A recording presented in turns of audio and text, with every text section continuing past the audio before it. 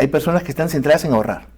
Yo le digo, sácate eso de la cabeza, porque hay gente que dice, si tú cada vez que recibes tu sueldo sacas tanto por ciento y lo dedicas a esto, tanto por ciento para eso me parece a mí particularmente me parece una estupidez, ¿ya?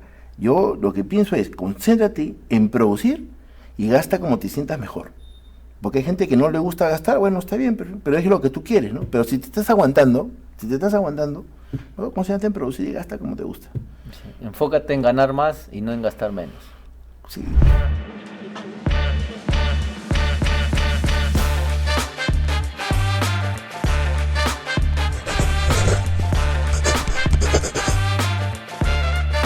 ¿Cómo estamos, mis queridos amigos? Hoy día un podcast. Vamos a aprender sobre desarrollo inmobiliario, sobre inversiones, junto a Juan Maguiño. ¿Cómo estás, Juan? ¿Qué tal, Cristian? Bien, acá, gracias por la invitación. Preparado para resolver cualquier pregunta, cualquier consulta. Así que nada, iniciemos. Gracias por estar acá y sé que vamos a resolver muchas dudas, interrogantes, preguntas de personas que quieren invertir, que quieren iniciar también en el rubro inmobiliario, y para eso estamos aquí, para poder compartir toda esta experiencia. Sí. Cuéntanos, ¿cómo ha sido todo tu proceso? ¿Quién es Juan Maguiño? ¿Cuáles son los proyectos que ha desarrollado actualmente? Bien, bueno, yo mi carrera profesional es economista, soy economista de la Universidad Nacional Mayor de San Marcos. Yo tengo en el desarrollo inmobiliario más de 25 años. He participado en múltiples proyectos horizontales, o sea, habilitaciones urbanas, y verticales, o sea, multifamiliares, y también algunos proyectos comerciales. Aparte, también he participado en varios proyectos de otros tipos, ¿no? Entre ellos proyectos de centros comerciales, proyectos hoteleros, y a través pues de diferentes consultoras, ¿no? En realidad una de las consultoras más grandes de marketing que hay acá en el Perú es una de estas empresas a las que yo también pues los ayudo siendo parte de sus comités de evaluación de proyectos, ¿no? Ah, buenísimo. Este proyecto que manejaste de techo propio en el norte, ¿cómo fue este proyecto?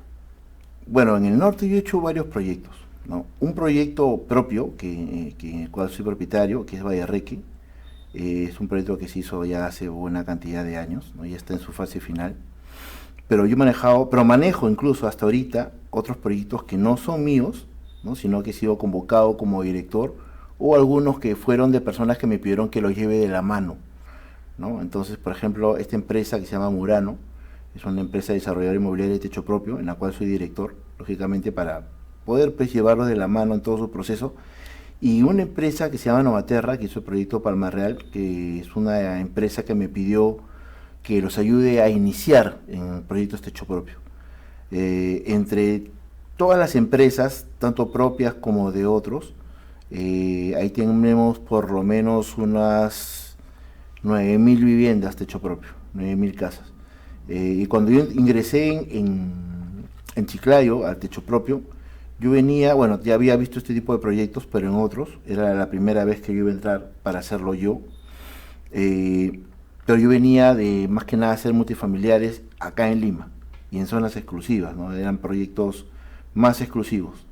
En cambio allá eran proyectos en provincia y básicamente es vivienda social, ¿no? Entonces hubo algunos cambios.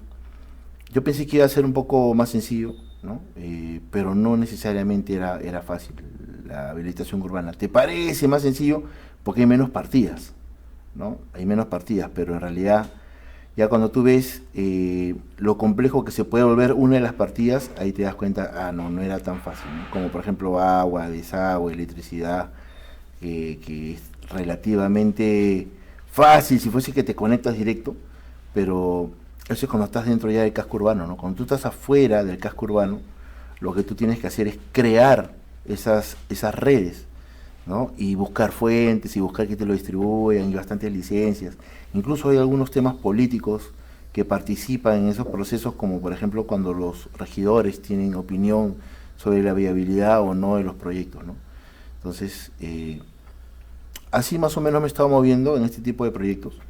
También he estado asesorando algunas empresas que incluso que están en Arequipa, he estado viajando en Arequipa, bueno, sin decirlo, ¿no? Y asesoré a una empresa que seguro conoce que se llama Vive Más para hacer proyectos de hecho propio.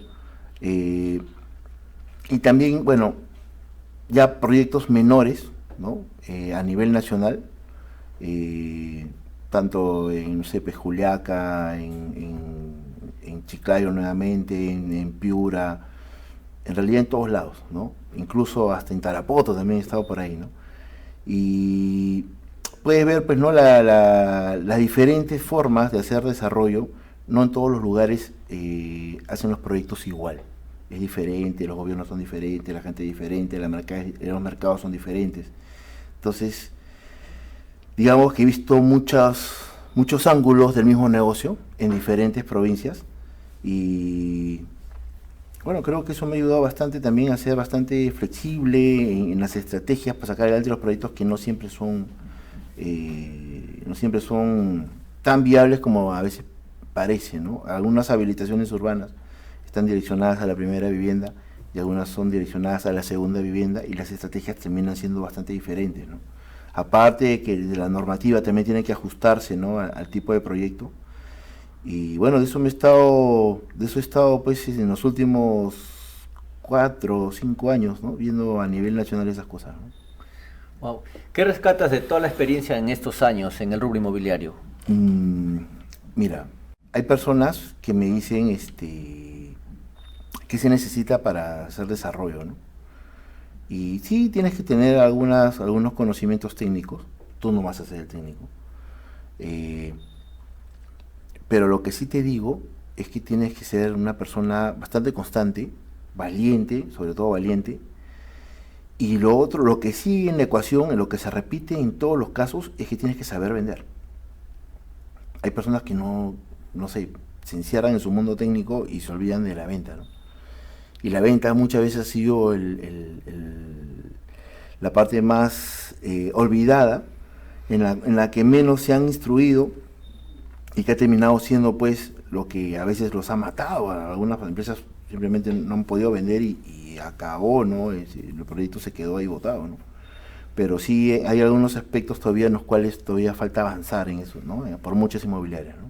Algo que comentaste, hay que ser valiente, dices, ¿no? Sí. Para hacer un negocio inmobiliario, para hacer un proyecto. ¿Cuál fue el reto, digamos, que te hizo forjar ese carácter? Mucho más. Olvídate, tengo muchísimas cosas por contarte en ese aspecto, pero te voy a contar una que justamente me pasó con el proyecto Vallerreque, en el cual pues habíamos sacado la factibilidad del servicio de agua, sustentando el agua de un pozo que teníamos dentro del mismo proyecto. La EPS, en este caso EPSEL, dijo que bueno, si está bien, ¿no? Va el proyecto, ¿no? Y con esa venia, pues, con la factibilidad aprobada, fuimos al municipio y aprobamos y todo, estábamos encaminados. Y luego nos llamaron de la EPS para decirnos que su área de mantenimiento, ¿no? Decía que no iba a poder manejar ese sistema que estábamos proponiendo, porque estábamos proponiendo ósmosis inversa, ¿no? Que es desalinización de agua, porque el agua venía con un poquito de sal. Y cuando nos dijeron esa noticia, tú te pones a pensar, ¿no? Oye, primero me dices que sí, apruebo, vendo, y estoy encaminado, y después me dices que no, ¿no? Entonces, y estás en una situación bastante difícil, ¿no? Con la venta y todo ese tema. Al final, no hay vuelta atrás, no hay vuelta atrás. Entonces ya tienes que ver las alternativas, ¿no? Entonces, por eso siempre, por lo menos en esas obras de cabecera, siempre hay que tener plan A, B, C, ¿no? Entonces ya fuimos por los planes B, que era pues comprar un terreno donde se iba a hacer un pozo que estaba a 2 kilómetros. Se subieron los costos de las obras de cabecera poderosamente, porque tenemos que vincularnos con una fuente de agua que está a 2 kilómetros. Y bueno, menos mal que había una buena utilidad proyectada que soportaba ese sobrecosto, pero no estaba planificado, ¿no? Entonces tampoco puedes estar 100% confiado en que las cosas van a salir como tú habías planificado, a pesar que las otras partes te digan que sí, ¿no? Lo que sí es cierto es que lo que está dentro de tu proyecto tú lo puedes controlar, pero hay cosas que están afuera, que son necesarias, como por ejemplo las conexiones a las redes de agua, desagüe y electricidad, que no necesariamente lo puedes dominar. Y por más que te digan que sí, te pueden cambiar la realidad y te dicen ahora no, ahora ya no. No hay que confiarse, no hay que confiarse, pero lo que sí nos ha servido, en este caso estratégicamente, fue tener varias opciones si es que no procedía, ¿no? Entonces, gracias a eso, ¿no? Y a ser precavidos en ese sentido, sacamos adelante el proyecto, ¿no? Pero sí fue difícil recibir una noticia en la cual te están cambiando la realidad del proyecto, ¿no? O sea, hoy ya no vas a usar el agua de tu propio terreno, sino que ahora tienes que irte más allá, ¿no? Comprar un pozo, hacer una conexión con 2 kilómetros de distancia, olvídate. Fue una pequeña pesadilla, pero fue superada, ¿no? Que al final lograron poder solucionar eso, ¿no? Se solucionó. Y el comprador, el inversionista, bueno, puede estar más tranquilo porque al final, ya pues, o sea, la responsabilidad es de la inmobiliaria y de la constructora que está ofreciendo Sí, las viviendas. sí. Pero en el caso, digamos, que se complique más aún la situación, porque este proyecto, ¿de cuántas casas era? 2000. 2000 viviendas que por la magnitud del proyecto soportaba, digamos, ese declive financiero porque no lo tenían previsto, contemplado, pero por la magnitud del proyecto, pues puede aguantar ese. Pero ¿qué pasa cuando el proyecto no soporta, digamos, un cambio de planes de esa magnitud? Ya. Bueno, eso también estaba planificado. O sea, la planificación tiene muchos ámbitos y uno de esos es, ¿qué pasa si mi plan inicial cambia, incluso si es que es mi plan general, ¿no? Cuando tú haces un proyecto que está alejado de la mancha urbana, ¿no? Hay algunos criterios, ¿no? Que digamos son básicos antes de proceder, y uno de esos es que los proyectos sean grandes. Cuando los proyectos son chiquitos, un cambio como ese mata el proyecto, porque ya no podía asumir esos sobrecostos, ¿no?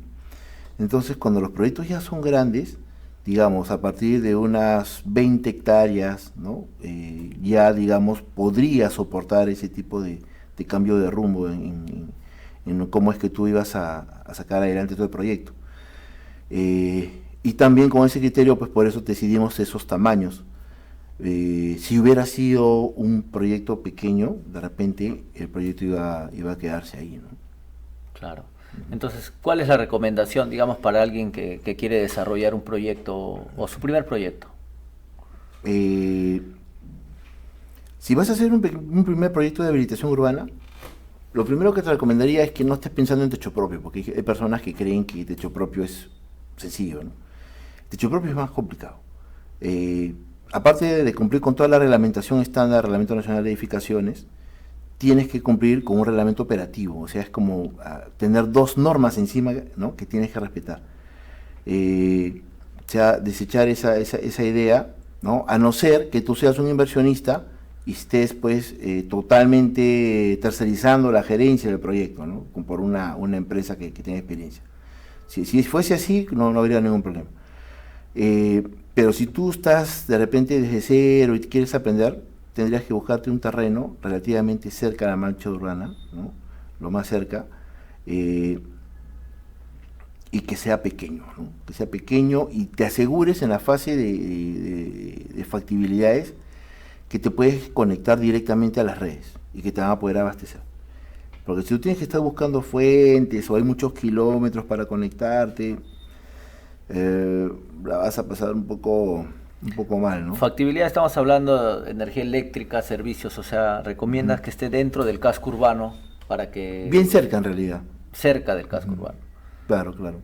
O sea, lo que pasa es que no puede estar dentro del casco urbano, porque si está dentro del casco urbano sería una isla rústica, ¿no? En cambio, cuando tú estás afuera, es donde normalmente es la zona de expansión urbana, ¿no? Y ahí lo que vas a hacer más bien es agrandar el casco urbano, porque vas a integrar esa habilitación al casco que ya existe, ¿no? Y normalmente las ciudades crecen pues como que si fuesen una mano, así un dedo, ¿no? Entonces, y estos dedos son las vías, y las ciudades crecen alrededor de las vías, ¿no? Entonces tienes que buscar entre estos espacios que se abren acá, ¿no? Y ahí hacer tu proyecto, ¿no? Y un proyecto pues de repente de unas 5 hectáreas, ¿no? Y lo otro es que sea dirigido a la primera vivienda, porque la primera vivienda es la que en realidad tiene una demanda bastante fuerte, ¿no? La segunda vivienda es más para inversionista y necesitas pues que tengas un poco más de experiencia, ¿no? Eso sería. La primera vivienda, digamos, hay gente que en el Perú, por ejemplo, existe una demanda alta de vivienda, o sea, para los proyectos que aún que se están desarrollando todavía existe demanda de vivienda, ¿no? Sí, sí, sí, sí, ¿Cómo se sí. proyecta esto para los próximos años?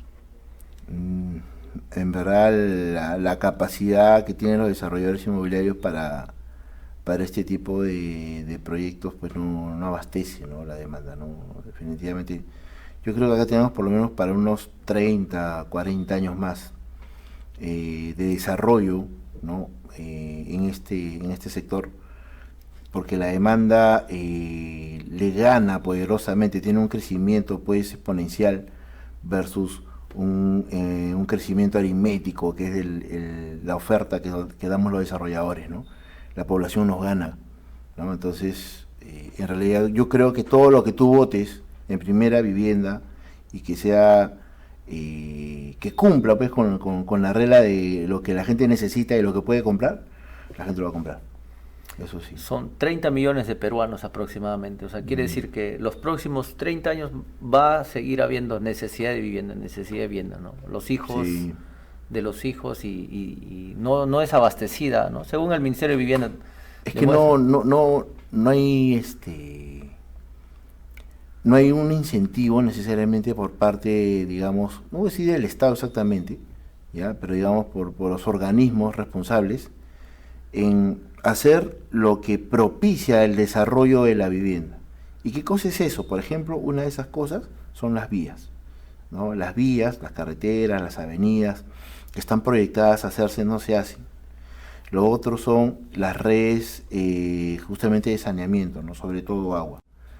Eh, no hay búsqueda de nuevas fuentes, ¿no? Y puestas en marcha. A veces hay búsqueda, pero no las ponen en marcha, ¿no? Entonces, imagínate tú, Cristian, que quieras hacer un desarrollo en una zona donde sabes que si hay agua, que si hay desagüe, donde hay electricidad. Sería facilísimo, ¿sí o no? Sería facilísimo. Pero no es así, ¿no? Entonces nosotros tenemos que ir como que si fuésemos mineros a ver si encontramos pues ahí ¿no? un tesoro, que es una fuente de agua en la cual podemos pues abastecer al proyecto que pretendemos hacer. Y por eso te decía, los organismos encargados de justamente facilitar esta explotación de estos recursos no necesariamente ponen de su parte, ¿no? O a veces te la ponen difícil, aparte de que hay mucho tema de corrupción también, ¿no? La gente no te deja avanzar si no te dejan, te piden que tú los apoyes de ¿Cómo, forma monetariamente, cómo ¿no? le llaman? Todos abren su sombrero. Sí, te pasan el sombrero, te piden que el diezmo. Bueno, Sí, es sí. una realidad que se busca cambiar porque al final solo obstaculiza en lugar de promover el desarrollo, ¿no? Y si hay desarrollo inmobiliario hay economía y bueno, al final pues, o sea, estas empresas o las pequeñas, medianas o grandes empresas que aportan Ujú. para el Estado que al final se convierte en obras, ¿no? Entonces Sí. debería haber, por ejemplo, allá en los Emiratos Árabes te ayuda, o sea, el Estado te promueve, al inversionista promueve que hagan los desarrollos inmobiliarios, te dan la mano, buscan mejorar tu proyecto, ¿no? Ujú, ujú, Acá, bueno, no en todos lados, digamos, pero sí se ha visto en gran parte ujú. esa obstaculización, ¿no? Hacia el desarrollador, cuando debería haber al contrario Mm. capacitaciones o incentivos o fomentar Hay esta cosas inversión, ¿no? que yo creo que deben de cambiar en la normativa. O sea, tú sabes que yo soy bien apegado a la normativa y no cambio ni un solo artículo de la norma, yo respeto toditos. Pero eso no quiere decir que a pesar que yo, obviamente, por tener tipo de proyectos con el Estado, tengo que cumplirlo, pero eso no quiere decir que yo esté de acuerdo con todo, ¿no? O sea, sí lo cumplo con todo y estoy de acuerdo en que se cumpla, pero no quiere decir que esté de acuerdo en todo. Claro, porque en la práctica o sea, ya tú en la práctica dices, oye, pero esto parece que no funciona, ¿no? O sea, en lugar de apoyarme me está limitando, ¿no? Ujú. Por ejemplo, hay partes del desarrollo que implica la participación en la ecuación en un elemento político, ¿no? Entonces, por ejemplo, poner en mano de regidores la aprobación o desaprobación de proyectos, cuando ellos no son técnicos, es bastante cuestionable, ¿no? O sea, no sé si habrás visto hace poco que un congresista en plena votación decía, en verdad no sé de qué cosa están hablando, pero ya voté, no de eso no sé nada, ¿no? Entonces, encuentro mucho regidor, ¿no? En las municipalidades que no conocen de los temas y a veces aprueban barbaridades, ¿no? Entonces, o no aprueban cosas que deberían de hacerse, ¿no? Y eso lo he visto en todos lados, o sea, no creas que es no creas que yo lo estoy dirigiendo a un determinado lugar, te estoy diciendo que lo he visto en todo el Perú. Yo creo que si tú ya aprobaste algo técnicamente y aprobaste algo desde el punto de vista legal, porque básicamente estos son los dos aspectos que se evalúan, ya debería de quedar en manos, ¿no?, de la gerencia municipal, que es un técnico, ¿no?, en el procedimiento, ¿no?, para que tú procedas con tu procedimiento avance, ¿no? Pero no, lo ponen en manos de estas personas donde desgraciadamente entra a veces la corrupción también a tallar, ¿no? Entonces ahí sí ya un poco que asusta, ¿no? Porque ves a veces cosas que no deberían de hacerse y se hacen, ¿no? O cosas que deberían de hacerse y no se hacen. Y no te lo digo desde el punto de vista de que es lo que me parece, ¿no?, sino que te estoy diciendo, ¿no?, de que en mi punto de vista tengo una experiencia bastante grande como para saber qué es lo que va y qué es lo que no va, ¿no? Entonces, por ejemplo, he visto que grupos de empresas, ¿no?, que vendían acciones estaban buscando que regularizar sus proyectos, ¿no? Y aprobaban sus expedientes técnicos y legales, cuando todavía se podía hacer planes integrales. Y yo decía, un informal, ¿qué hace haciendo un plan integral? Entonces, oye, creo que quieren formalizar, ¿no? ¿Y cuál era el resultado? Simplemente, como ya habían avanzado en algo, de repente su proyecto, les negaban. Entonces, en vez de favorecer la formalización, les ponían trabas, ¿no? Entonces, yo a veces cuando he hablado con regidores les decía, oye, pero este señor, yo no te estoy diciendo que esté haciendo las cosas bien, no te estoy diciendo, o sea, que esté siguiendo los procedimientos, sí es un informal, pero está acá pidiéndote formalidad y cumpliendo con todo, o sea, la quiero arreglar, pues no nos ayudan. Entonces ahí te pones a pensar, ¿no? ¿Cuál fue el motivo? Es como que queda un vacío, ¿no? Un vacío, o sea, el que quiere formalizarse ya inició, digamos, de manera empírica, ahora quiere formalizarse. Así es. Y de otra manera hay un obstáculo que no le permite hacer ese procedimiento porque simplemente no se lo permite. Pero yo creo que debería haber una solución, porque al final la informalidad en el país es muy grande, ¿no? Por eso justo te decía, yo no sé qué hacen los regidores en esa fase, ¿no? Porque al final lo dejan en sus manos, ¿no? O sea, si ya los informales quieren formalizarse, ¿por qué no los dejan? Y el mejor remedio es empezar, como tú dices, hacer las cosas bien, ¿no? Hubiera sido ideal. Esas personas, hubieran deseado saber hacer las cosas bien, ¿no? Pero no lo hicieron con la intención de hacerlo mal, simplemente por un tema de desconocimiento, porque en nuestro país hacer las cosas así es lo normal. Pero cuando buscan la formalidad, no los ayudan. ¿Qué recomiendas tú para poder iniciar, digamos, de manera adecuada un proyecto inmobiliario, un desarrollo? A alguien que quiere iniciar, ¿qué le recomendarías, ¿no? Teniendo en cuenta todas esas experiencias y esos casos que te han llegado.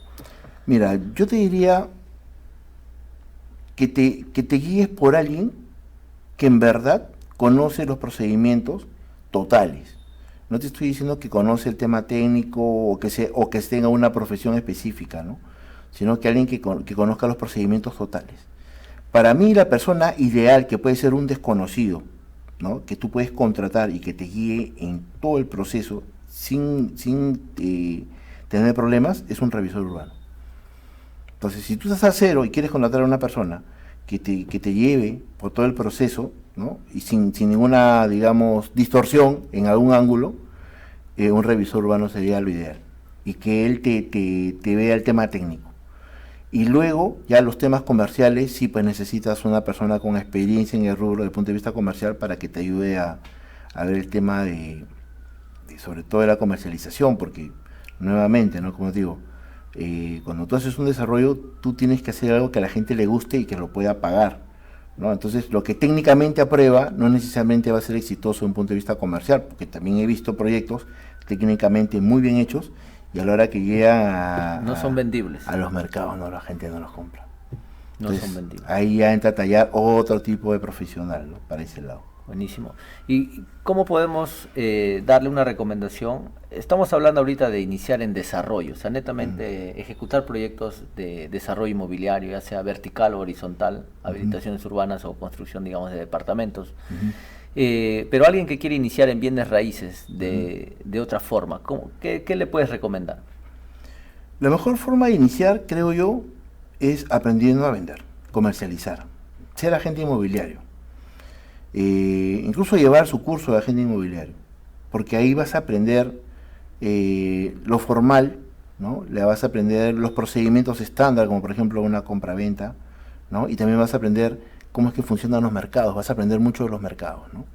Entonces, en ese primer paso, cuando ya te vas empapando y ya puedes incluso tener una actividad que te signifique ingresos, entonces es una forma de entrar. Y lo otro es, así como en otro tipo de business, ¿no? Tú, si te metes pues consumiendo tu propio producto, ¿no? Tienes que consumir lo que vendes, ¿no? Ahí es donde, si te das cuenta, en el desarrollo inmobiliario es que te deberías de volver inversionista de inmuebles, comprando inmuebles, ¿no? Invirtiendo en inmuebles, ¿no? Normalmente yo recomiendo iniciar, como te decía, en el primer paso, sabiendo vender o ser agente inmobiliario, y el segundo sería empezar a invertir, ¿no? Como por ejemplo, y lo más simple y lo más seguro son los lotes, ¿no? Comprar lotes, ver lotes, saber que si es un lote para primera vivienda, para segunda, conocer los procesos de consolidación de los proyectos para ganar lo más que puedas en la plusvalía, iniciar por ahí. Ya si comienzas, digamos, en algún otro tipo de técnica, bueno, sería pues en todo caso ya de la mano de alguien que ya lo esté haciendo, ¿no? Por ejemplo, los que entran a remates judiciales, ¿no?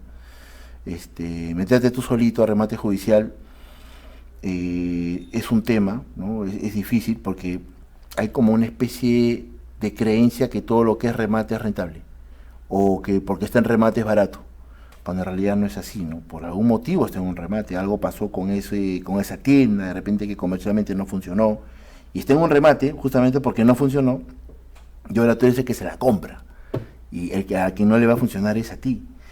Entonces, ahí es donde necesitas ir de la mano de una persona que te guíe para que puedas entrar en ese tipo de negocio, ¿no?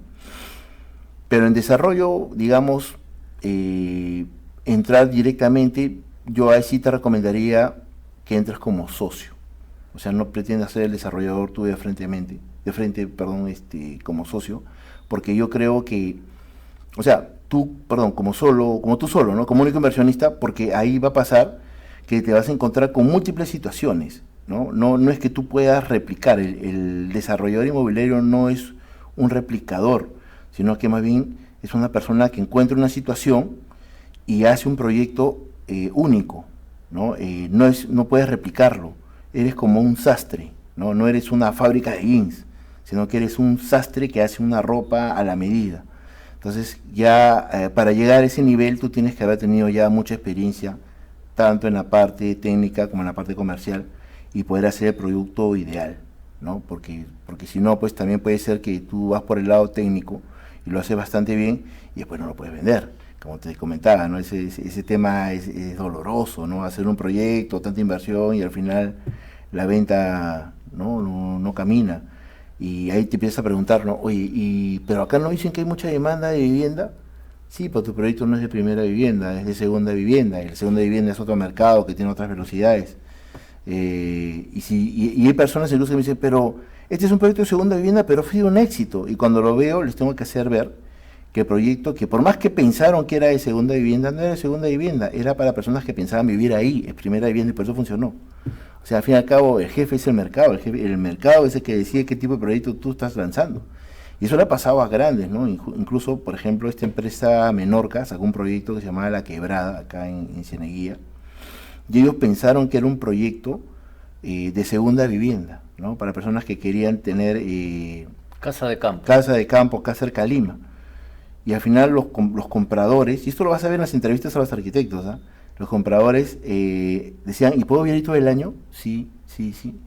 Y la gente empezó a comprar, pero para vivir ahí todo el año, ¿no? Entonces se dan cuenta, a ver, ¿sabes qué? Creo que había un mercado de personas muy pudiente que quería un lugar para vivir en forma permanente y nadie se lo daba. Y cuando he visto este proyecto se les ocurrió que ahí es el lugar, ¿no? Entonces el mismo desarrollador, a pesar que tiene experiencia, no se dio cuenta el tipo de producto que estaba lanzando y quiénes eran los que les iban a demandar ese tipo de producto. Claro, y justamente, ¿cuándo comercialmente es viable un proyecto para segunda vivienda? ¿Cuándo podría ser, digamos, comercialmente viable? Claro, la segunda vivienda es un lugar donde tú vas, como bien dice en la normativa, en forma temporal, ¿no? Entonces ahí no vas a vivir. El que no va a vivir en un lugar, obviamente si tú, el producto es un terreno, y si tú no vas a vivir ahí, va a pasar que el que te compra, si es que tú no te has dado cuenta, él tiene que construir. Y él no vive ahí, ni va a vivir ahí. Y de repente tu cliente ni siquiera es una persona de la zona, sino que de repente es alguien, digamos acá en el Perú, que es de Lima. Entonces él compra en Lima, imagínate, y el proyecto está súper lejos, y él no va a ir hasta allá a construir una casa. Entonces el desarrollador tiene que darle la opción de construir una casa o una cabaña. Lo otro que va a pasar es que él no lo va a poder cuidar, ni va a estar viajando para cuidar a ver en qué anda, porque muchas veces los proyectos de ese tipo, de segunda vivienda, son alejados y en zonas turísticas, ¿no? Entonces alguien tiene que cuidarlo. Y por último alguien tiene que administrarlo para poder rentar.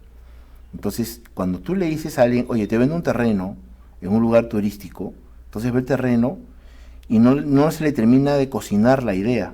Pero cuando tú dices, oye, te vendo un terreno en el cual vas a poder construir una casa que yo mismo te la voy a construir y que yo lo voy a cuidar y que encima te lo voy a alquilar a personas y te voy a dar la renta, lógicamente, que te voy a comisionar, ¿no? Y cuando tú quieras, vas allá de vacaciones. Entonces, ahí sí estás poniéndote a pensar como tu comprador, ¿no? Porque el comprador va a decir, allá, si te compro la casa allá, tú vas a hacer todo eso y yo tengo que ir de vacaciones todos los años al mismo lugar, mi mujer me mata, pues, ¿no? Todos los años me vas a ir al mismo lugar, te dicen, no pasa nada. Pero si fuese el caso, que yo voy muy de vez en cuando, y encima, cuando yo no estoy, lo alquilas y tú me das renta, le estás vendiendo una máquina de hacer dinero. Entonces, cuando tú vendes ese tipo de productos, tus esfuerzos de marketing tienen que ir por ese lado, por el inversionista, para la máquina de hacer dinero.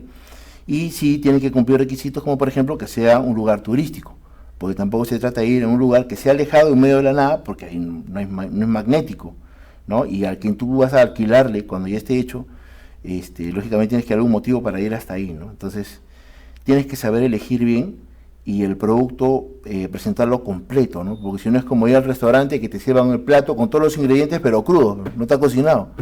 Entonces tú tienes que hacerlo, no, todo ya planificado. Acá este es el terreno, esto te cuesta. Esta es la casa, esto te cuesta, yo te la construyo. Yo te la cuido, yo te la rento, yo te la mantengo. Y acá está tu plata, ¿no? Entonces ya la gente dice, ah, ya, esto es inversión. Ahí sí ya se vuelve más magnético. Esa es la idea cuando es segunda vivienda. La primera vivienda es simplemente compro para vivir y eso se vende de otra manera. Buenísimo, ¿no? Ese aporte, ese plus que uno le puede dar al cliente, ¿no? Me hace recordar al proyecto que tenemos en Tarapoto, Lamas 33, que está en una zona altamente turística, ¿no? Entonces ahí el turista llega y automáticamente quiere generar, digamos, una experiencia, el turista, nacional y extranjero, llega a Tarapoto, o sea, ya no necesitamos hacer mucha magia ahí porque ya Tarapoto está consolidado como algo turístico. Entonces llega el turista y justamente estamos donde está pues toda esa concentración de lugares turísticos y quiere hospedarse en nuestras cabañas y como tú lo mencionas, o sea, el inversionista, el que nos compró un terreno, dice, claro, ya me puedo ir 28 de julio, me puedo ir en Navidad probablemente, me puedo ir en enero, que mis hijos salen de vacaciones, pero no me puedo estar yendo todo el año. Y está bien, o sea, he logrado mis sueños, mis objetivos de tener mi casa de campo de retiro, pero también me gustaría generar una plusvalía y unas rentas a largo plazo. Entonces, nosotros pensando en eso también hemos apuntado a ese mercado, ¿no? De poder lograr esos objetivos que no es fácil porque comúnmente se ha visto, la gente tiene su casa de campo y al final lo ve como un pasivo. Oye, he construido la casa, pero ya se ha Pura salida. Pura salida, mantenimiento, ¿no? Y lo que yo quiero es por lo menos pues generar, porque el tiempo pasa y me estoy envejeciendo. Claro, voy a vender en algún momento esa casa o se quedará para mis hijos, pero mientras tanto, ¿qué? Entonces, pensando justamente en esa necesidad de mercado, es que nosotros hemos apuntado allá a Tarapoto, ¿no? Oye, lugar turístico, zona altamente turística, y la gente paga entre 300 y 600 soles para pasar una noche en una cabaña, disfrutar de la piscina y todo. Wow, es golazo, ¿no? Imagínate que esté 20 días alquilándose eso, es muy bueno para el comprador, porque dice, oye, claro, aquí no le gustaría recibir, ¿no? Diario 200, 300, 400 soles, ¿no? Obviamente, sí, como tú dices, darle esa facilidad de que, oye, pero si yo estoy en Lima, invierto en Tarapoto, ¿cómo voy a generar esas ganancias? Se me es complicado, por más que lo alquile en Airbnb. Tenemos que ver el tema de logístico, ¿no? De mantenimiento de la cabaña, la limpieza, todo eso. Para eso la empresa, como tú mencionas, darle esa comodidad, esa facilidad al inversionista. Oye, nosotros nos encargamos de eso. Tú escoge tu modelo de casa, tenemos a la constructora que te lo va a construir, tenemos a la empresa que te lo va a rentar por ti, obviamente va a ganar una comisión y ambos están generando pues esas ganancias, ¿no? Y eso es lo que nosotros hemos apuntado que se viene a futuro, ¿no? El tema de estas cabañas. ¿Qué más debería de tener en cuenta un inversionista, Juan? Porque se ha visto muchos casos. Sí. A ver, cuando hay trato con inversionistas, y esto me ha pasado, y es más, voy a tener capacitaciones con agentes inmobiliarios. Yo tengo muy buena relación con agentes inmobiliarios, ¿no? O sea, yo siempre, si te das cuenta, estratégicamente yo tengo los dos mundos, siempre estoy bien empapado en ambos, porque es la otra mitad, pues, ¿no? Los vendedores. Cuando hacemos capacitaciones, normalmente el vendedor hace una estrategia más como vivienda, donde la persona va a estar, ¿no? Pero ¿qué pasa cuando te toca un cliente inversionista? Y no saben tratarlo, ¿no? Entonces le dicen, es rentable. Cuando tú dices esa palabra, y es inversionista, él va a querer cifras. O sea, ya, tú me dices que es rentable, sí, te creo, es rentable, me parece, pero dame tus argumentos. Entonces, si tú simplemente dices es rentable, no le estás hablando en el idioma que él quiere que tú le hables. Entonces tienes que darle cifras. Entonces, una de esas cifras, que es la más lógica, es justamente cuánto en porcentaje va a ser su rentabilidad por comprar este tipo de proyecto de inmueble para renta versus otras opciones de inversión. La primera opción de inversión, la más estándar, siempre es el banco, ¿no? Entonces, oye, ¿cuánto te paga un banco por tener la plata en el banco? ¿Y cuánto te paga el proyecto por tener la plata en el proyecto? U otras opciones. Entonces, bueno, de repente algún empresario pondrá, pues no, de repente, no sé, pues yo soy mayorista de golosinas, ¿no? Y por meter $100,000 en golosinas yo gano tanto, pero trabajas. Pero si yo meto los $100,000 en el banco, ¿cuánto me paga? De repente 3% al año. Entonces, y es pasivo. Entonces, voy carburando, ¿no? Y si meto la plata en el proyecto, si tú metes la plata en el proyecto, tienes que decirle cuánto es su rentabilidad anual. Entonces, tendrías que sumar los alquileres aproximados de un año entre lo que vale la propiedad. Y vas a tener sus ingresos por las rentas. Y tienes que sumarle el incremento del precio del inmueble, porque lógicamente tiene plusvalía. Entonces, si al año por rentas de repente estás en un 6 o 7% y por plusvalía le sumas 2 puntos más, estás cerca al 9 o 10%. Ahí te das cuenta, entonces estoy en 10% de rentabilidad. Ese es el número que quiere escuchar el inversionista. Entonces el inversionista dice, si invierto en el proyecto y estoy al 10% y es ingreso pasivo, versus tener en el banco al 3%, que también es pasivo, pero al fin y al cabo es mucho menos, prefiero estar en el proyecto. Pero tú tienes que explicárselo bien, sobre todo cuando es este tipo de proyecto. Entonces, si tú lo explicas bien, sobre todo con tu tema marquetero, ahí la gente, vas a enganchar a esa gente, ¿no? Que por último tú puedes decir, el proyecto es lindo todo, pero yo como inversionista a mí no me gusta. entonces yo no lo quiero porque a mí me gusta, yo lo quiero porque a mí me da plata. ¿Ok? Entonces ahí te das cuenta, oye, no solamente voy a atraer gente con lo bonito del proyecto, o porque está estratégicamente ubicado, ¿no? O lo turístico, sino también por lo rentable, ¿no? Y hay gente que de repente te compre y nunca vaya, pero va a ser el primerito en cobrar su mensualidad, en cobrar sus utilidades, ¿no? Y ese es el público que hay que saber atender. Claro. Es un público ya que más se basa en números, ¿no? Dice, ya, bueno, me gusta todo, la piscina, me gusta la zona de bosque, qué sé yo. Pero ¿cuánto voy a generar? ¿No? Y demuéstrame cómo es que lo que tú me estás diciendo es cierto, ¿no? Probablemente hay otros modelos de negocios similares que ya funcionan, ¿no? ¿Qué más debería tener en cuenta un inversionista? Ahora, el inversionista tiene que tener en cuenta desde el punto de vista de que, bueno, ya ese es el negocio en sí, pero ¿cómo sabes si se va a hacer realidad o no? ¿No? Entonces hay que ver la experiencia de quién está detrás del proyecto, ¿no? ¿Tú qué has hecho, no? ¿Es tu primer proyecto, o tu segundo, tu tercero, tu cuarto, tu quinto? ¿Qué has hecho, no? Muéstrame tu experiencia. Puedes preguntarle también quién es mi equipo, ¿no? O sea, oye, ya tú lo vas a hacer, tienes experiencia. ¿Y quién es tu equipo? ¿Quiénes son las personas que te respaldan? Enséñame tu equipo técnico, tu equipo legal, ¿no? Para confiar en ti, ¿no? Fijarse de repente un poco en el historial de la empresa, ¿no? Si está de repente en centrales de riesgo, quiénes son los socios. También podrías ver si pertenece a una asociación, por ejemplo, ¿no? O quién fue el arquitecto que diseñó. Hay gente que le interesa esas cosas, ¿no? Yo creo que esos serían los otros aspectos que podrías fijarte, ¿no? Pero yo creo que como en todo tipo de desarrollo, la premisa siempre es que el proyecto no arranca hecho, ¿no? Hay que hacerlo. Entonces lo primero que tienes que generar es la confianza, ¿no? Oye, por si acaso, yo tengo experiencia, no es la primera vez que lo estoy haciendo, o también puede ser tu primera vez, porque si no, ¿cómo naces, no?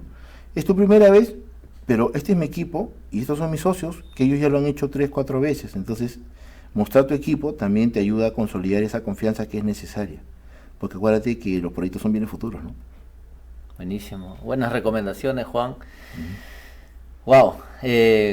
Y cuéntanos, digamos, en tu experiencia como inversionista también, porque he visto la vez pasada que fuimos a la playa, tenías tus lotes de playa, ¿no? ¿Cómo un desarrollador, un empresario o un negociante, digamos, puede entrar a ese mundo de inversionista? ¿Cómo le puede llamar la atención, o sea, al final? Mira, yo particularmente, es un tema ya de riesgo, ¿no? Todas las personas tenemos diferentes tipos de riesgo. El que arriesga más, gana más, pero también pierde más. Y depende de cómo eres tú, ¿no? A mí me gusta siempre que la gente tenga bien en claro la diferencia entre riesgo e incertidumbre, ¿no? En la incertidumbre, tú sabes cuáles son los posibles resultados, ¿no? Y en el riesgo también sabes cuáles son los posibles resultados, solamente que en incertidumbre no sabes la probabilidad de ocurrencia. En riesgo sí sabes la probabilidad de ocurrencia de cada uno de esos eventos, ¿no? Entonces, cuanto más conocimiento tengas, vas a poder arriesgarte más, porque vas a tener más factores para evaluar, ¿no? Y que te van a llevar, pues, de repente por el camino que tú quieres, que es justamente la rentabilidad. Entonces, tener eso bien en claro, y luego de eso, ya ver qué tipo de inversión vas a apuntar. A mí me gusta particularmente, efectivamente, como ya les he dicho, que no mucha gente lo sabe, pero yo tengo algunas inversiones en lotes frente al mar. Y me preguntan, ¿y por qué lotes y por qué no departamentos? Bueno, en realidad también tengo departamentos, ¿no? Tengo varios departamentos, pero no necesariamente son mi prioridad, porque estas inversiones en departamentos fue como una especie de inversión forzosa, ya por un tema de herencias y esas cosas. Pero el tema lotes es mi favorito. ¿Por qué? Porque cuando tú ves los inmuebles tienen varias partes, ¿no? Entonces, en general, si hablamos todos los inmuebles, hay una parte que es el terreno, otra parte que es lo que está edificado encima del terreno, y otra parte que es la parte intangible. Entonces, si tú lo ves desde ese punto de vista, con el pasar del tiempo, la parte de terreno sube su valor, la parte de edificación pierde valor, se deprecia.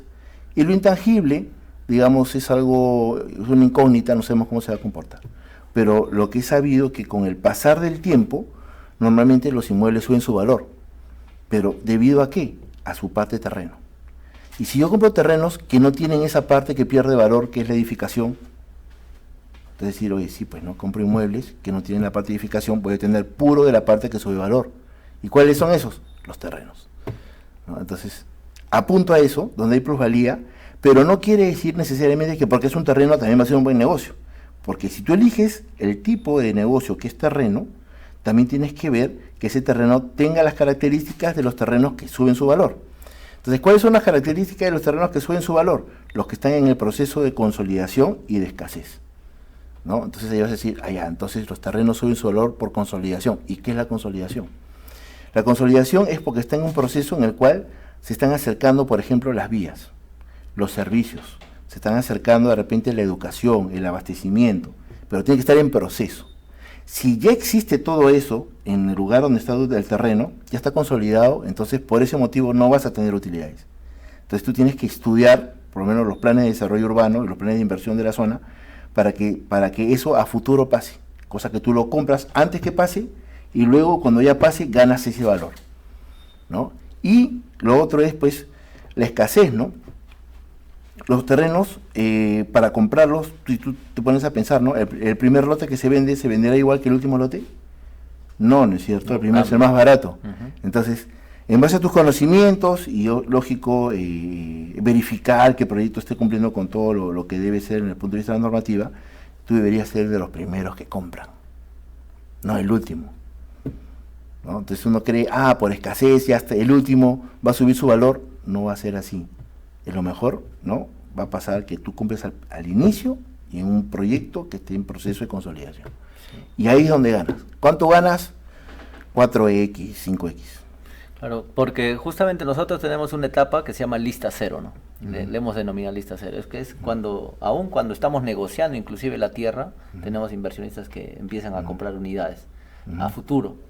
Ya cuando se hace la compra, ya el precio cambia a un precio ya de preventa o lanzamiento, ¿no? O sea, ya es totalmente diferente a los que compraron en lista cero. Entonces es una etapa en donde el inversionista tiene más riesgo, porque probablemente, oye, ¿qué pasa si no se llega a comprar? Por X razones que puede pasar, claro, pero arriesgaste. Y así como tuviste ese más riesgo, digamos, de que no se llegara a la compra y al final se le devuelve el dinero, que se haga la compra y que empiece esa revalorización, ¿no? Conforme va avanzando el proyecto. Es una etapa muy importante, ¿no? Para comprar tierras. Le escuchaba el otro día al gerente general, o al CEO de Edifica Inmobiliaria, y él decía, le hicieron una entrevista y decía, yo, a pesar que construyo, tengo departamentos, tengo construcciones, y es más aperturado su negocio a Miami, y dice... ¿Viven alquilado? Vivo, le dice, no, le hacen la pregunta y le dice, ¿tú qué recomiendas? ¿Tener casa propia o vivir alquilado? Dice, yo, financieramente, para mí es mejor vivir alquilado, de verdad, que el valor de mi propiedad, pues, tenerlo como un pasivo, ¿no? Entonces dice, prefiero ese dinero que me cuesta mi propiedad, yo prefiero alquilar, y ese dinero que me hubiese costado, prefiero invertirlo en mis negocios, que ahora está aperturándose por Miami, ¿no?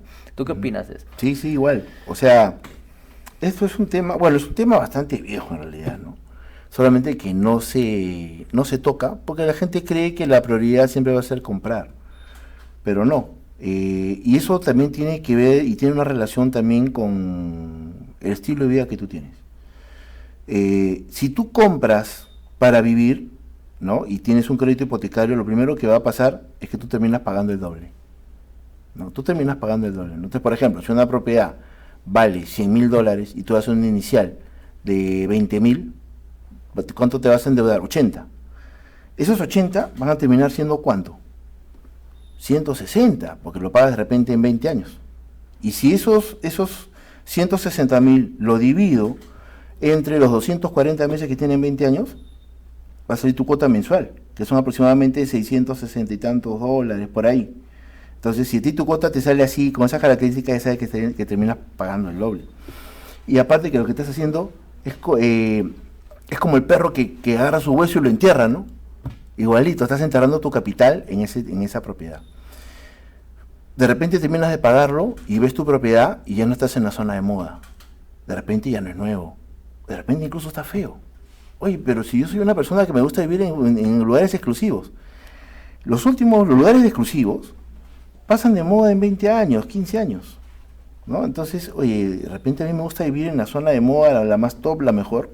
Entonces, ahí te pones a pensar, oye, sí, de repente más me conviene alquilar, usar mi capital, no enterrarlo, y cada vez que veo que ya no me gusta o me cambia mi realidad, porque puede cambiarnos, no sé, por estudios, por lo que sea, por trabajo, me cambio y me muevo a un lugar nuevito, ¿no? Entonces, y eso pasa con la gente más, digamos, que le gusta lo más exclusivo que yo conozco, no le gusta que las propiedades pasen de 5 años.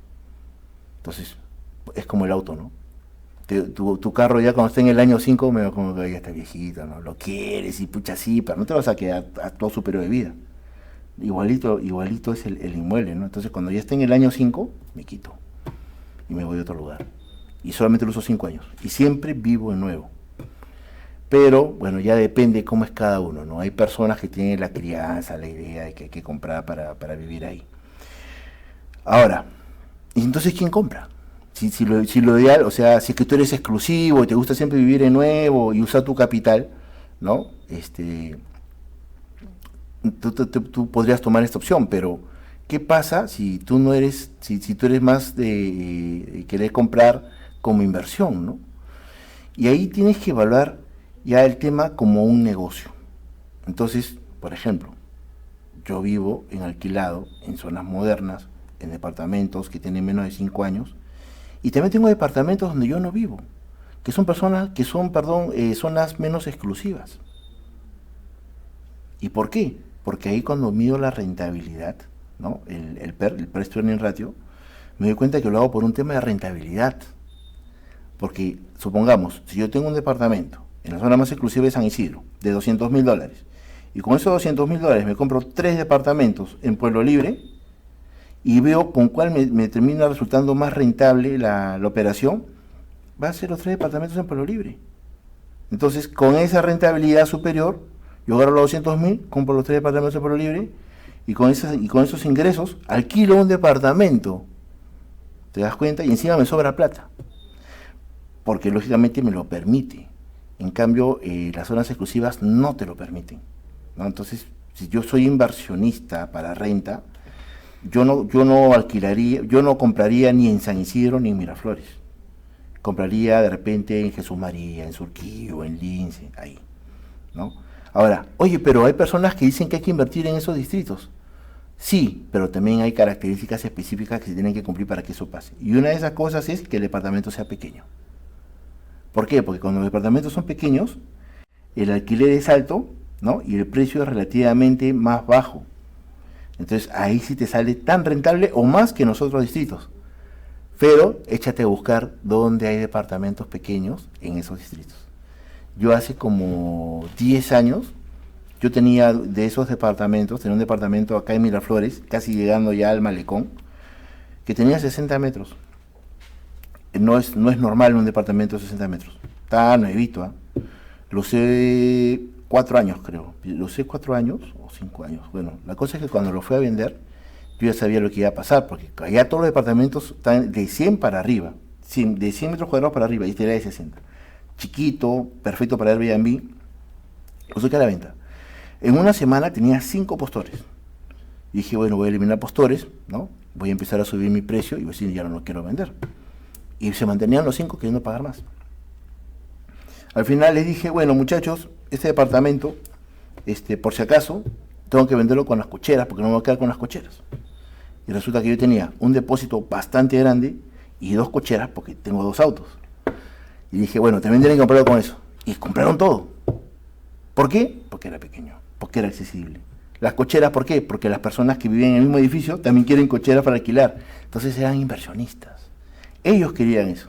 Pero si mi departamento hubiera sido de 180 metros, no les iba a resultar atractivo, ¿no? Entonces, en todos lados, como te decía, si tú estás bien instruido, vas a poder evaluar los criterios de inversión, ¿no? Entonces, como bien dijo por ahí este señor Juan Carlos Tazara, es mejor vivir en alquilado si te gusta vivir en un lugar exclusivo permanentemente, como el auto nuevo, y tu capital lo usas, ¿no? Y si fuese el caso que tú quieres compra en lugares donde la rentabilidad sea la mayor, ¿no? ¿Y dónde son esos lugares donde la rentabilidad es mayor? Bueno, tendrías que hacer un estudio de mercado o buscar un estudio de mercado secundario, ¿no? Como por ejemplo como el que hace el Banco Central de Reserva, que ellos sacan pues un análisis que se llama PER en unos estudios del mercado inmobiliario, y ahí ves el tiempo de recuperación de la inversión, ¿no? Entonces dice, si te compras un departamento en Lince, recuperas en 15 años. Si te compras un departamento en Magdalena, en 8 años. Si te compras un departamento en tanto, entonces ahí están los años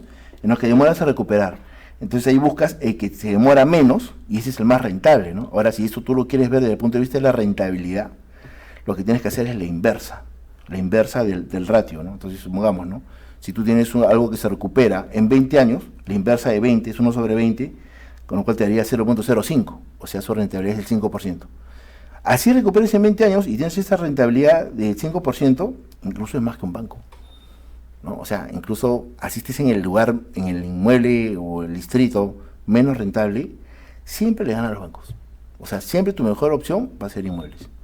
Pero particularmente, o sea, yo como negociante, para ganar, digamos, y la gran mayoría de mi dinero está en estos, compro inmuebles, pero del tipo terreno, ¿no? Como te dije, por el tema de la rentabilidad y también porque es un ticket pequeño, muy fácil de vender, ¿no? Pero también hay que saber, ¿no? Porque a veces hay personas que compran en urbanizaciones, por ejemplo, acá en el sur de Lima tienes en los portales una urbanización en Chilca, que tiene como 8 etapas. Entonces, en la primera etapa compró para invertir. Y sí, subió el precio. Y sí, lo puede vender a más. Pero ahora que lo pone a la venta, él necesita que le paguen al contado. Pero cuando él lo está vendiendo, en paralelo, la inmobiliaria sigue vendiendo y con crédito a 7 años. Entonces, el comprador dice, no, en vez de comprarte a ti al contado, prefiero comprar el crédito a la inmobiliaria directamente. Entonces te hicieron la trampita. No es la trampita solamente, no es que lo quieran hacer, pero ya, pues si tú eres astuto, dices, oye, ya, voy a comprar acá, pues no, donde me van a dar crédito. Entonces ahí el inversionista que compró un proyecto con muchas etapas ya perdió. Claro, si su visión, digamos, era venderlo al año, a los 2 años, ¿no? Dependiendo, y la inmobiliaria tiene un proyecto macro grande en el cual, pues, o sea, siga vendiendo, ¿no? Siga vendiendo. Entonces, ¿cómo compites con ellos?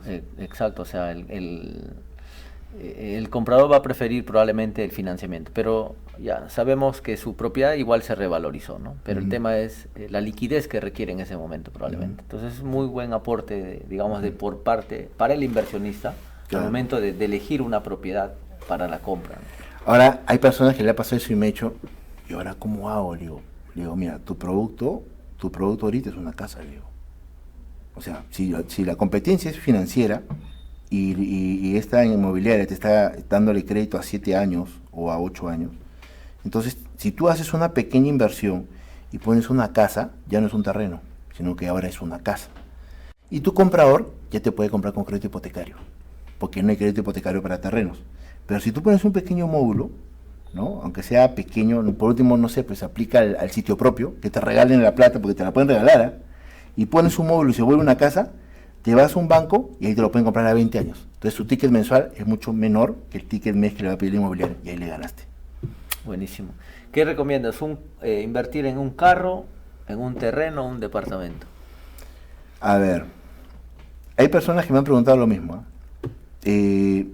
Si tú te compras un carro, y es un carro que es simplemente para transportarte, trabajar y qué sé yo, es buena opción el carro.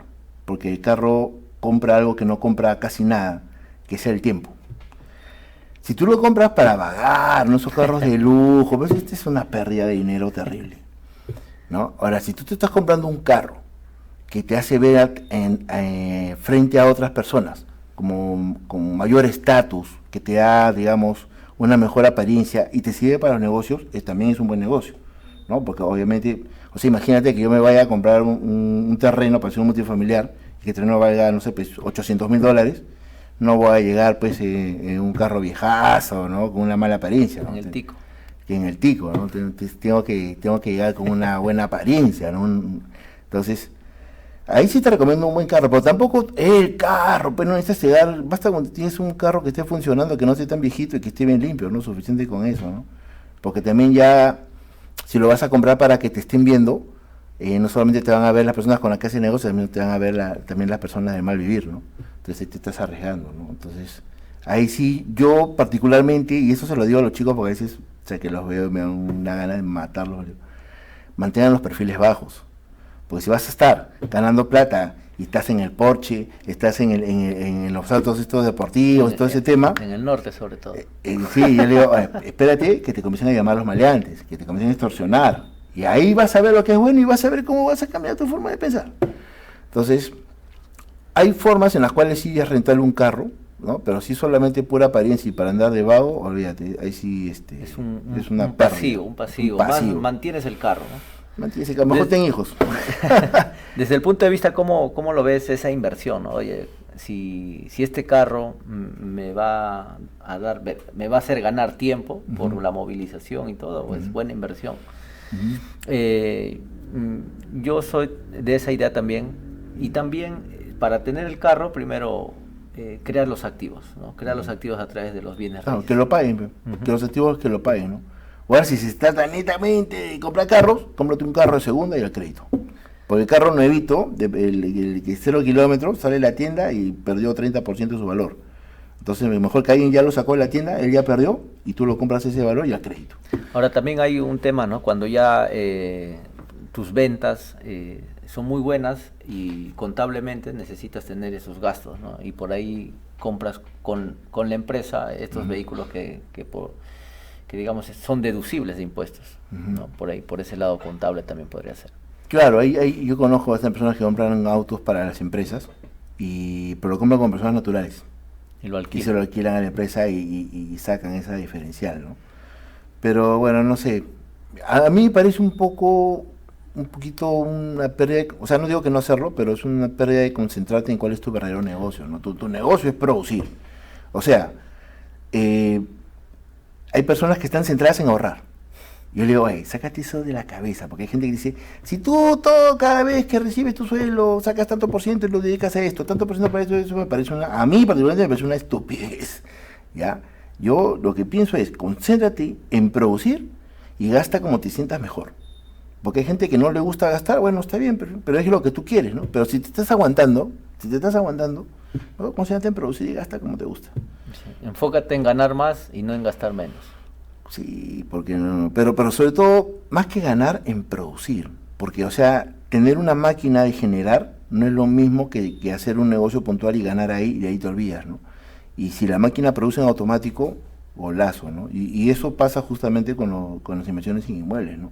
Tu probabilidad de ganar en automático es alta, ¿no? Porque tampoco no es que yo sea un fanático de trabajar, ¿no? La gente que a mí me conoce me dice, no, este Juan es bagazo, no le gusta trabajar, él piensa nomás, pero que se ponga a hacer algo, yo no lo voy a hacer.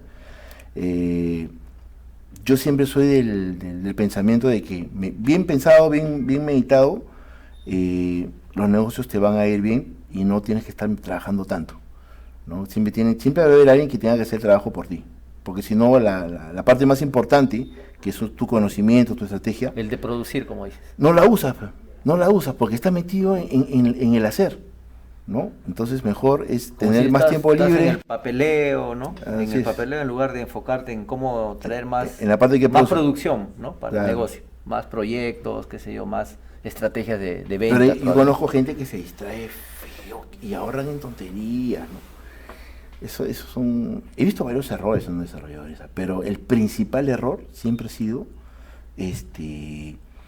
desmerecer la venta. O sea, no se dan cuenta de la importancia de la venta, ¿no? Están esperando estarse ahogados, no ven, que muero, y recién, sí es importante vender, ¿no? ¿Y cuál es tu estrategia de venta? Bueno, sí, contraté un chico, una chica, ¿no? Le pago un sueldo mínimo y él va a vender. O sea, ¿es esta estrategia? O también delegarlo, ¿no?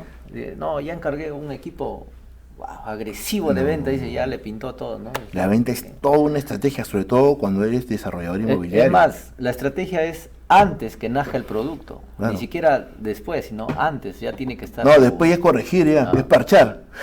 No, tiene que ser antes, tiene que ser todo pensado, tienes que tener tu organigrama, tu manual de funciones, tu protocolo de procesos.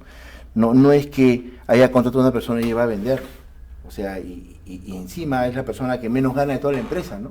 Y le estás dando el peso del 50% del negocio, te estás equivocando. O sea, hay que darle la importancia de vida al tema de ventas, porque el tema de venta no necesariamente es el tema del acto de ofrecer, ¿no?, tu proyecto, sino es toda una estrategia completa. La venta nace incluso desde antes de que se haga el producto. Y tienes que hacer algo que incluso se pueda vender solo, ¿no? Y eso yo creo que hay que pensarlo, hay que tomarse su tiempo, y no es a lo loco, y ni tampoco pensar que todo lo que tú botes al mercado, que sea un inmueble, se va a vender solito. Son equivocaciones, ¿no?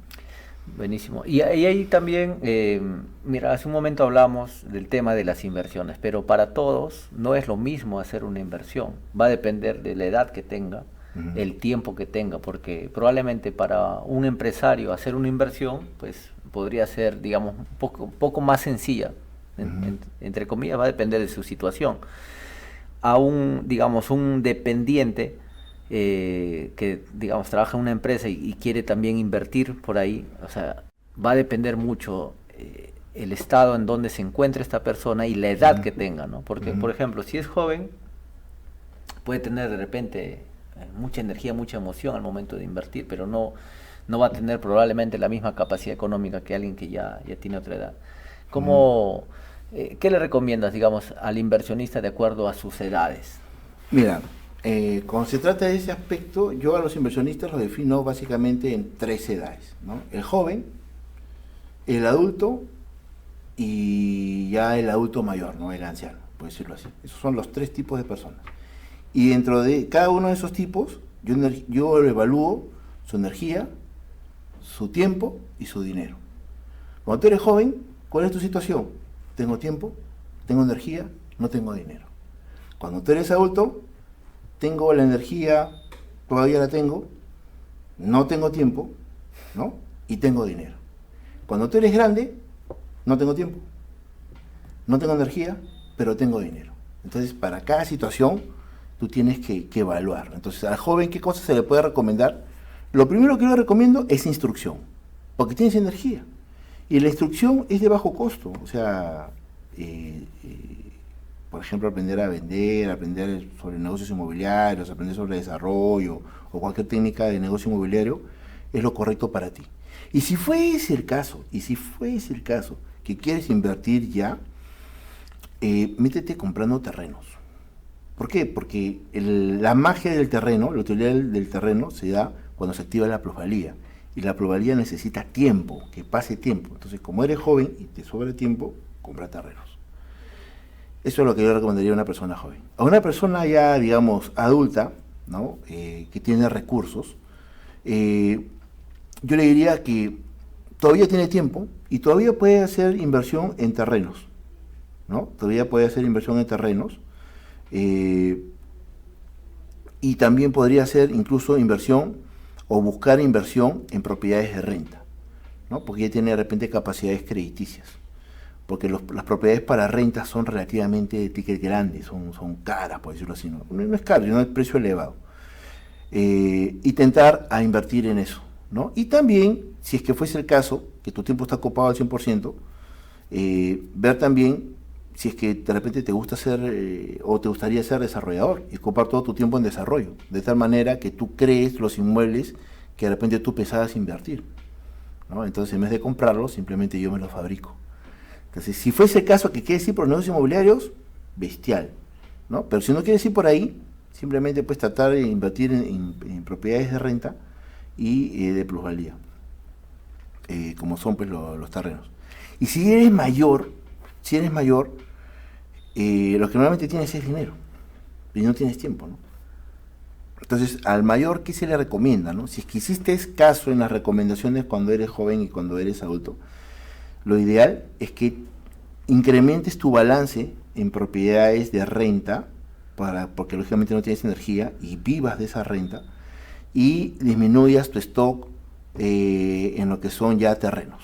Baja tu stock en terrenos, ¿no? Porque obviamente con ese stock que tenías antes, ya ganaste toda esa plusvalía porque esperaste un montón de años, y volverlo más de renta, ¿no?, y tener ese dinero ahí. ¿Y por qué mantener un pequeño stock de terreno o comprar terrenos?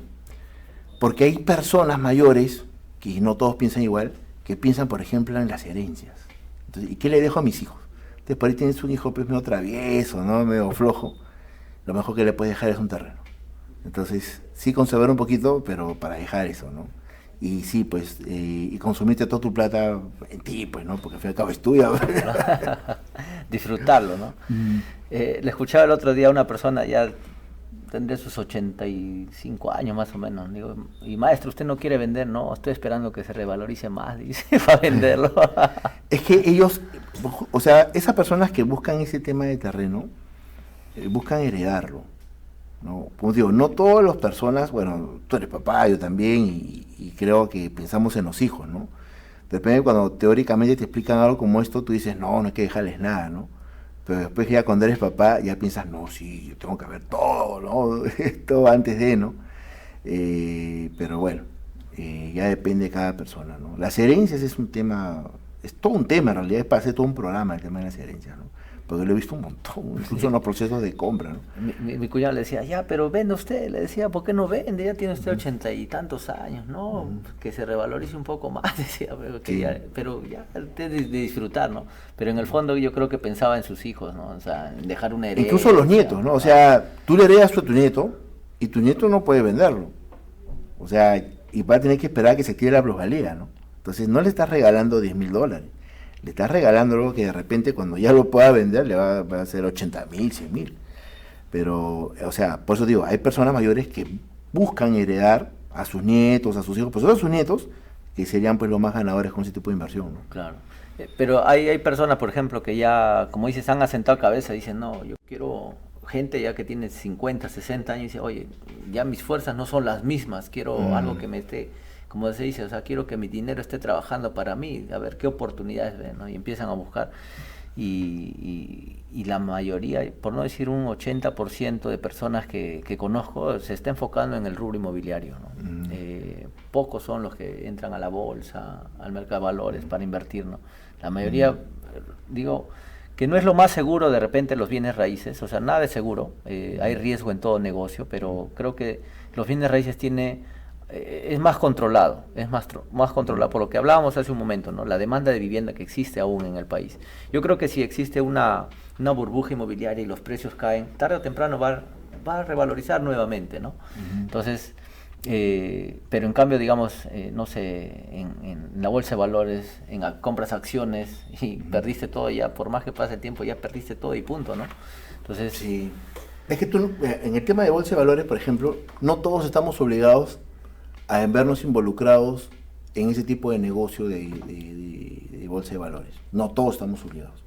Pero en temas inmobiliarios sí todos estamos obligados.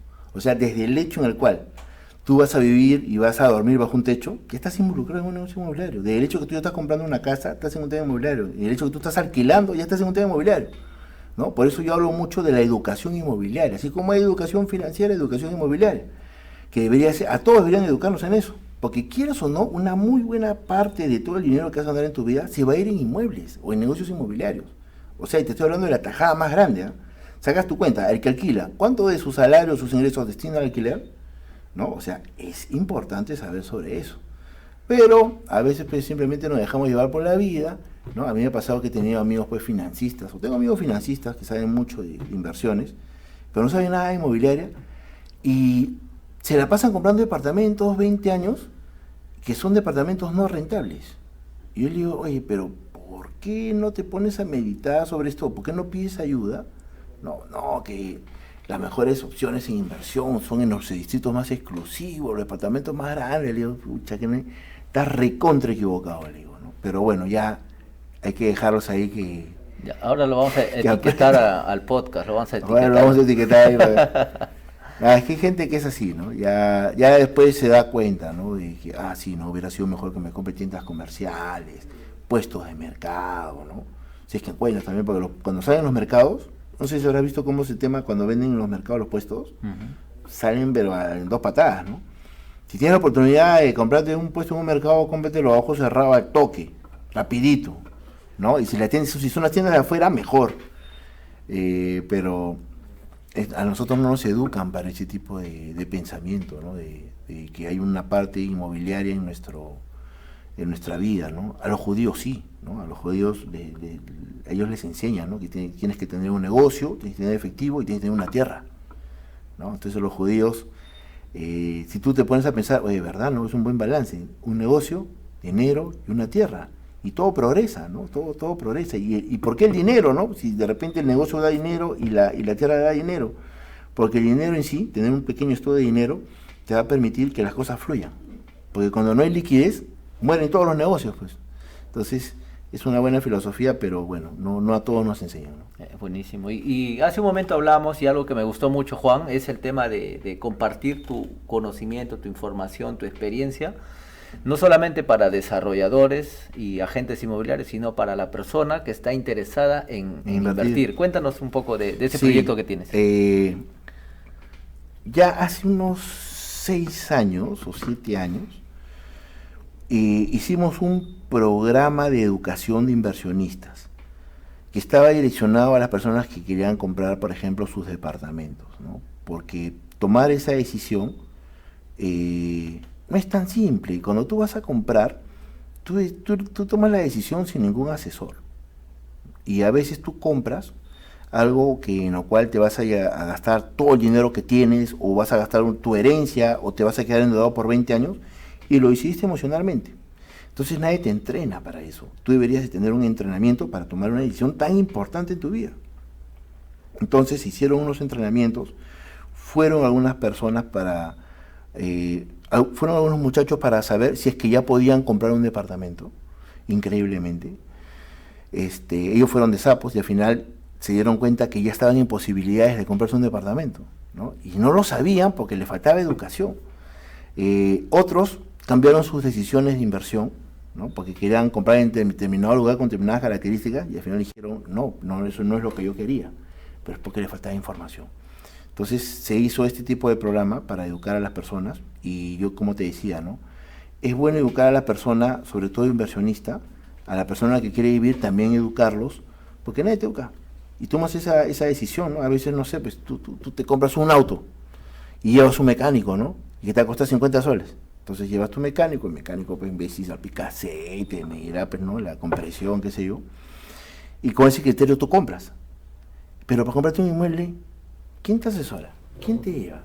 O sea, y ojo, comprarte un inmueble donde tú vas a vivir, normalmente es que estás comprando tu sueño de tu vida, ¿no? O de repente estás comprando tu pesadilla. Necesitas un asesor o necesitas educarte, ¿no? Entonces, para eso justamente van a salir capacitaciones para compradores, para que aprendas a comprar terrenos en habilitaciones urbanas, ¿no? O terrenos para negocios, para renta, o departamentos en renta, para que en base a esa educación tomen la mejor decisión, la que se acomoda a lo que ellos quieren, ¿no? Porque el mercado es para todos. El tema es qué es lo que quieren y que lo que están comprando sea lo que ellos han elegido. Buenísimo, porque la ley 29080, la ley de la creación del agente inmobiliario, indica, ¿no?, que el agente inmobiliario es un asesor, es una persona que te va a guiar para la compra, pero normalmente el asesor pues obviamente te va a guiar a lo que te quiere vender, ¿no? Y el desarrollador de una otra manera también te va a inducir a que compres su proyecto, ¿no? Pero tener un tercero veedor, informador, y que está en la experiencia, que está invirtiendo, o sea, está en el negocio, pues, está en la cancha, está en la práctica, ¿no? Es su punto de vista imparcial, que probablemente va a hacer tomar mejores decisiones a la persona que esté interesada en invertir, y qué bueno, ¿no? Y qué bueno, porque al final eso ayuda a los desarrolladores que, digamos, vamos por esa línea de hacer buenos proyectos, enfocados tanto en la parte técnica legal, ¿no?, para el inversionista. Qué bueno, y bueno, sé que va a servir mucho a la persona, ¿no? Sí, lo vamos a reactivar y bueno, las primeras ediciones que se hicieron fueron presenciales. Es más, fueron en este mismo edificio, hace muchos años, con una persona súper conocida, que bueno, ahorita no podemos decir su nombre, pero